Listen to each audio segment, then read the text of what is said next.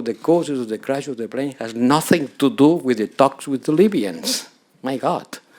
Which relationship there is between the crash of the plane and the talks with the Libyans? Which is the relationship? You're discussing them in the same press conference. Come on, don't mix things.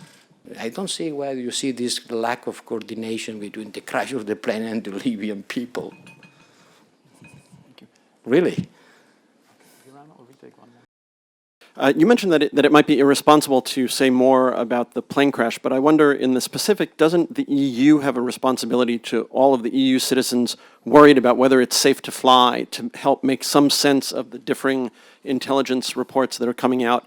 And in a more general sense, on this kind of differing communication, can you talk to us a little bit about a week in which we seem to see the EU not exactly speaking with one voice?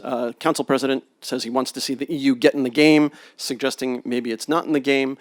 Italy trying to have its own meetings with the Libyans, back and forth here in Brussels as the Turkish and Russian presidents are actually announcing concretely a ceasefire. It seems something has been off balance, and do you have a plan for how to get maybe the institutions better coordinated in terms of the foreign policy messaging?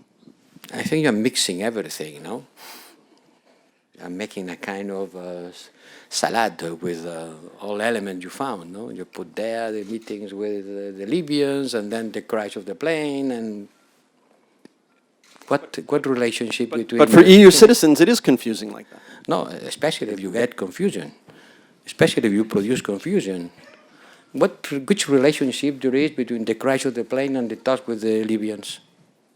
Which is the relationship? You're discussing them in the same press conference. Come on, don't mix things.